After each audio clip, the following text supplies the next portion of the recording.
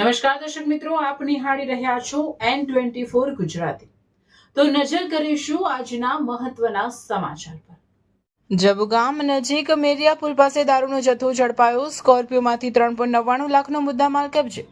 છોટાઉદેપુર જિલ્લામાં Bodeli police station વિસ્તાર હેઠળ જબુગામ નજીક મેરિયા પુલ પાસે હાઈવે રોડ પર લોકલ ક્રાઇમ બ્રાન્ચ દ્વારા દારૂના જથ્થા સાથે એક સ્કોર્પિયો ગાડી ઝડપી પાડવાની કામગીરી હાથ ધરવામાં આવી હતી। મળતી માહિતી અનુસાર પોલીસ મહાનિરીક્ષક સંદીપસિંહ અને છોટાઉદેપુર પોલીસ અધિક્ષક ઇમ્તિયાઝ શેખના માર્ગદર્શન હેઠળ જિલ્લામાં દારૂબંધીના કાયદાનો કડક અમલ કરવા સૂચના આપવામાં આવી હતી।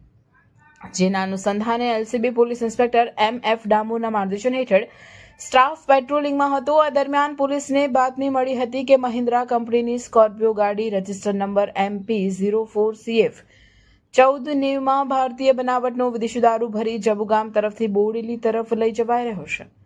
બાતમીના આધારે પોલીસે મેરિયા પુલ પાસે વાહન રોકવાનો પ્રયાસ કર્યો હતો, પરંતુ ગાડીના ચાલકે પોલીસને જોઈ ગાડી રિવર્સમાં પૂરઝડપે દોડાવી ભાગવાનો પ્રયાસ કર્યો હતો।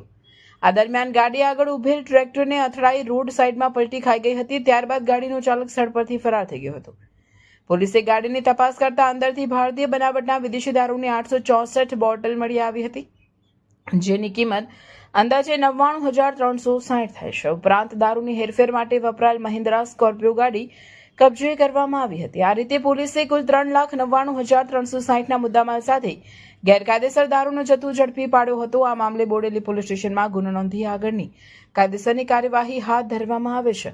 જ્યારે સ્કોર્પિયો ગાડીનો ચાલક હાલ ફરાર હોવાથી તેને પકડવા માટે પોલીસ દ્વારા તપાસ હાથ ધરાઈ છે।